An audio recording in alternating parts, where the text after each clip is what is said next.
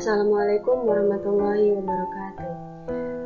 Pertama-tama, marilah kita panjatkan puja dan puji syukur kita kehadirat Allah Subhanahu wa Ta'ala yang telah memberikan rahmat, hidayah serta inayahnya kepada kita semua, sehingga kita bisa melanjutkan presentasi mata kuliah perkembangan peserta didik MISD. Kepada yang terhormat Bapak Hermansyah Trimantara MPD selaku dosen pengampu mata kuliah pendidikan perkembangan peserta didik MISD,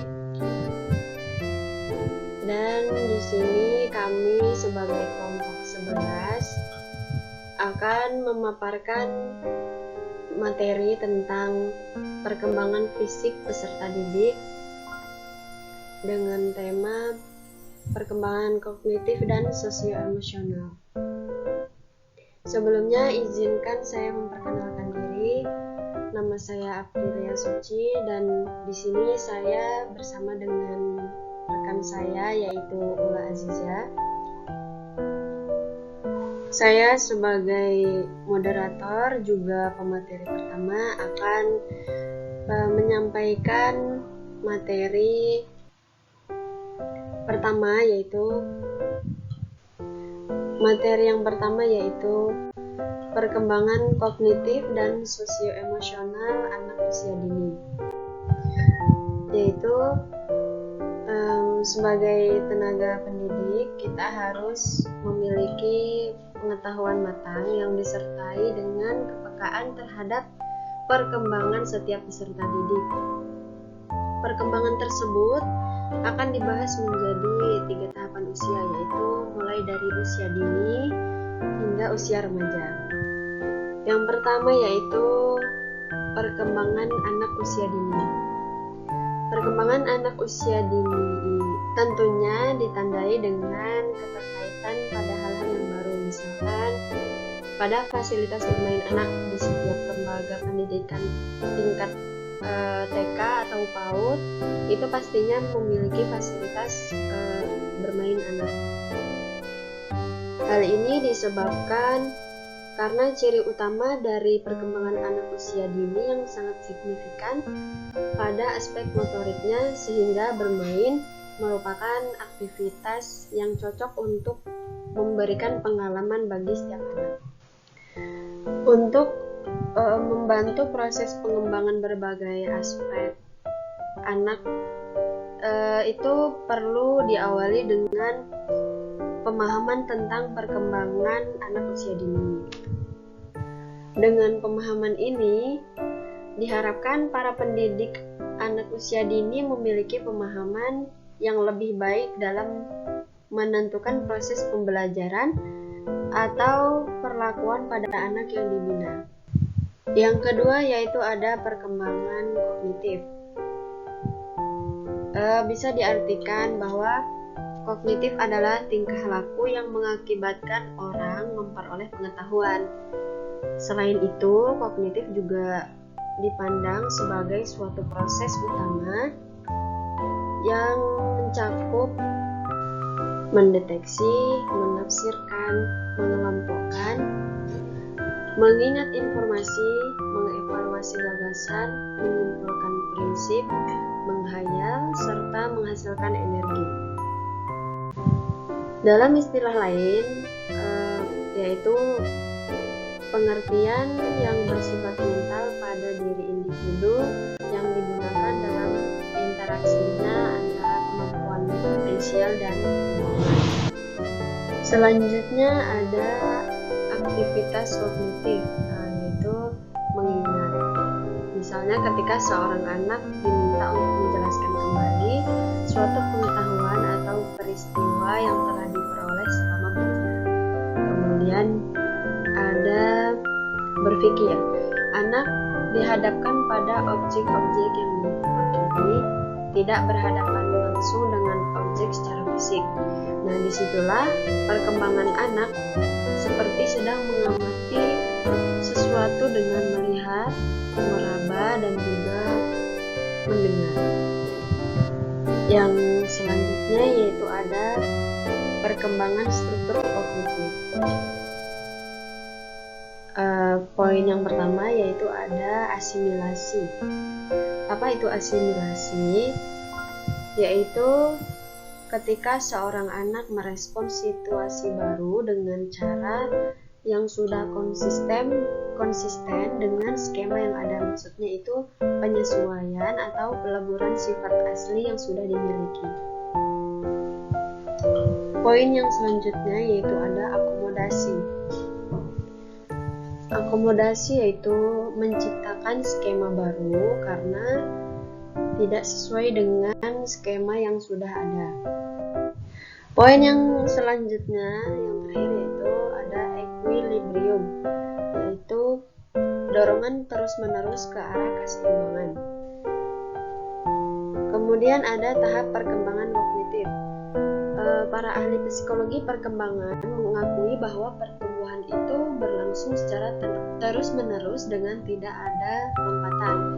Seorang ilmuwan, yaitu Piaget, menyatakan urutan perkembangan diurutkan ke dalam 4 tahapan, yaitu tahapan sensori motor, tahap operasional, tahap praoperasional, tahap operasional konkret, dan tahap operasional formal. Tapi di sini kita tidak membahas tahapan-tahapan tersebut karena sudah dijelaskan oleh kelompok sebelumnya. Kemudian ada yaitu perkembangan anak usia pertengahan dan akhir. Masa kanak-kanak dimulai saat anak dapat berdiri sampai dengan mencapai kematangan. Ada pula periode dalam masa ini ialah masa kanak-kanak awal dan masa kanak-kanak akhir. Para psikologi menyebutkan beberapa masa ini yaitu sebagai berikut. Yang pertama ada usia kelompok, yaitu masa ketika anak mempelajari dasar perilaku sosial untuk menyesuaikan diri. Yang kedua ada usia eksplorasi, yaitu anak ingin mengetahui keadaan lingkungan dan bagaimana menjadi bagian dari lingkungannya. Kemudian ada usia bertanya, yaitu anak banyak bertanya sebab itu adalah salah satu cara mereka menjelajah lingkungan gitu.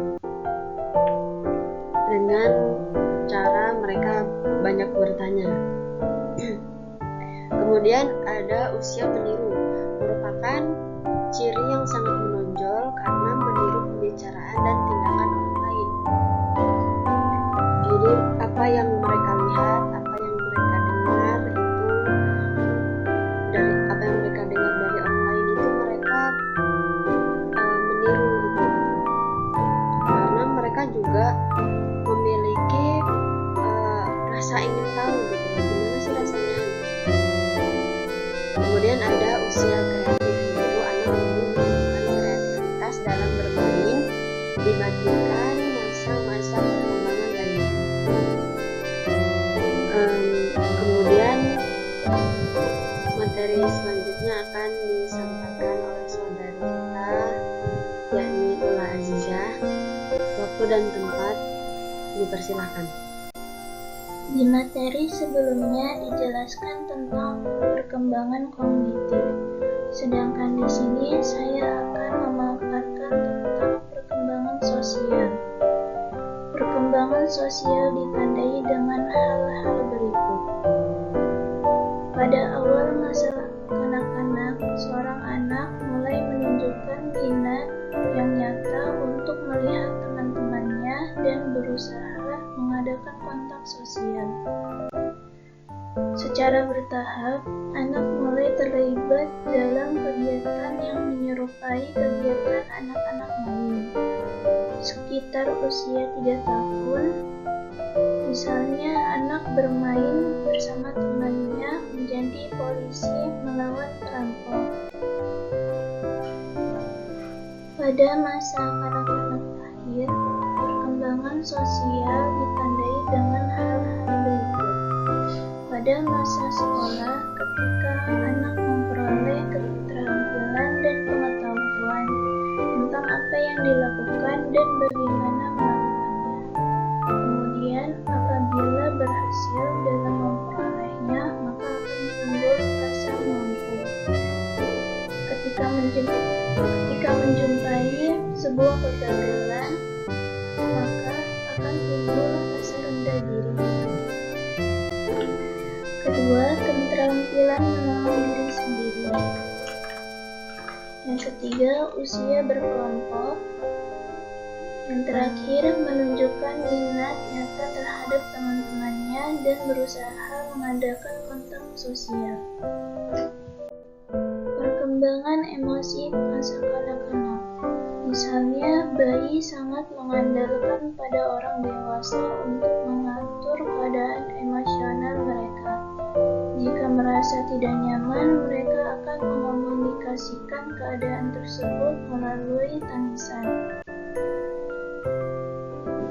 Secara ringkas, perkembangan emosi masa kanak-kanak yaitu usia 2 tahun, anak mulai mengembangkan kemampuan berempati. Usia 3 tahun, anak belajar berekspresi kemarahan yang dikendalikan dengan kehadiran orang dewasa. Usia 4 tahun, anak mampu mengubah ekspresi emosi. Usia 5 tahun, anak sudah bisa mengembangkan pemahaman yang sangat baik. Dan yang terakhir, usia 7-11 tahun, anak menunjukkan bermacam-macam keterampilan pengaturan diri. Perkembangan anak usia remaja. Salah satu periode dalam perkembangan adalah masa remaja. Kata remaja berasal dari bahasa Latin yang berarti tumbuh ke arah kematangan.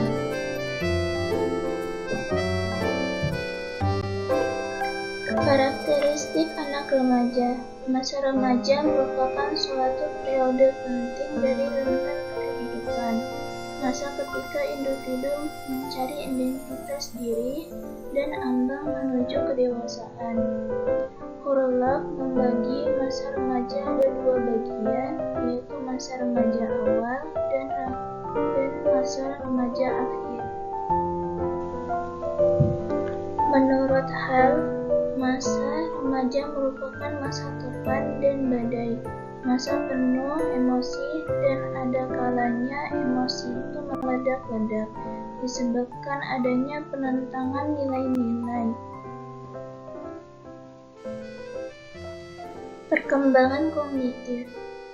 Menurut Jean Piaget, pada masa remaja perkembangan kognitif sudah mencapai tahap puncak.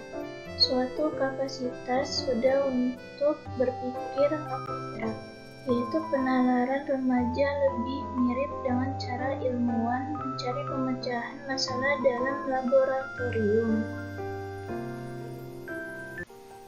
Perkembangan emosional.